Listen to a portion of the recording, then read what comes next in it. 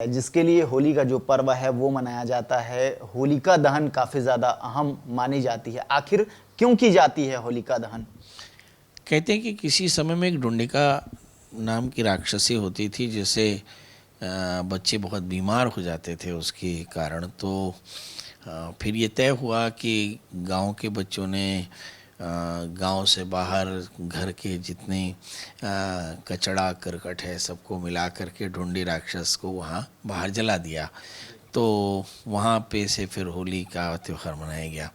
एक पौराणिक कथा है कि हिरण्यकश्यप का पुत्र प्रहलाद भगवान विष्णु का हरि का बड़ा भक्त था, और हिरण्यकश्यप भगवान विष्णु के बड़े शत्रु थे। अपने आप को भगवान विष्णु को वे अपना शत्रु मानते थे।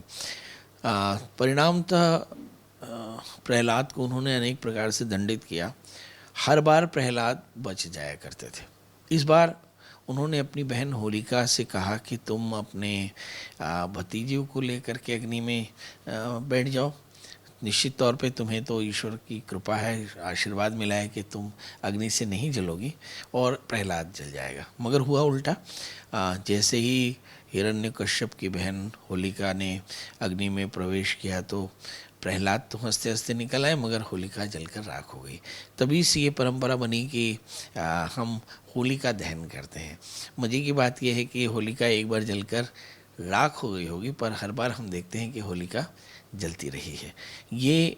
ये एक तरह का संदेशा है हमारे ऋषियों का कि हमें अपने अंदर की बुराइयों को दूर करना चाहिए हर साल हर वर्ष, ताकि हर साल हम नए तरीके से अपने जीवन को जी सकें। तो होलिका की दो महत्वपूर्ण बातें, नंबर एक कि घर का कचरा, गांव का कचरा निकाल करके गांव के बाहर जला दिया करते थे, क्योंकि एक ढूंढी नाम का कोई वायरस होता होगा, मुझे ऐसा लगता है, कोई राक्षसी थी जो बच्चों को बहुत परेशान करती थी। तो उन दिनों में कोरोना या छोटी माता, बड़ी माता, चेचक, इस तरह के जो वायरस थे जो बच्चों को बहुत ज़्यादा परेशान करते होंगे, ऐसी ही कोई राक्षसी रही होगी जिसके निदान के बारे में सोचा गया होगा कि ये गंदगी से ये राक्षसी फैलती है, तो अपने घर की गंदगी को लोगों ने बाहर इकट्ठा करके और जला दिया, और उसके चारों तरफ खुशी मनाते हुए उन्होंने नगाड़े बजाए। तो उस दिन से ये फाग गाना और होलिका दहन करना, ये सारा विधान बना। अब एक प्रश्न उठता है कि होलिका दहन कैसे करना चाहिए। तो जब से पहले नहा लें और उत्तर या पूर्व की ओर मुख करके बैठ जाएं। होलिका और प्रहलाद की प्रतिमा बना करके और थाली में कच्चा सूत, फूल, साबुत हल्दी, बतासे, फल इत्यादि रख लें, और होलिका पूजन करते समय भगवान नरसिंह का ध्यान करें, रोली चावल फूल अर्पित करें।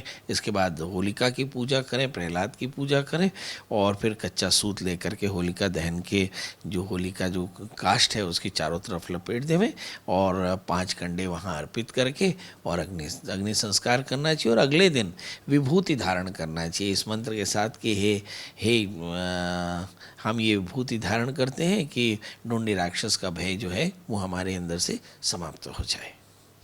बिल्कुल, बहुत बहुत शुक्रिया महाराज जी। आपने बहुत अच्छी बातें बताई कि होलिका दहन आखिर क्यों करना चाहिए और किस तरह से करना चाहिए, क्या है इनकी पौराणिक मान्यता। पौराणिक मान्यताओं के अनुसार देखें तो जो वाकई चाहे गंदगी मन में हो या फिर घर में हो, दोनों की गंदगी को साफ करने का मौका इस होली पर्व में मिलता है। और कहीं ना कहीं आपसे यही निवेदन है और अपील है कि जिस तरह से आपके घर की सफाई करें और मन में भी जो गंदगी भरी हो उस गंदगी को साफ करके रंग गुलाल के साथ आप शांति प्रिय ढंग से इस होली के पर्व को मनाएं।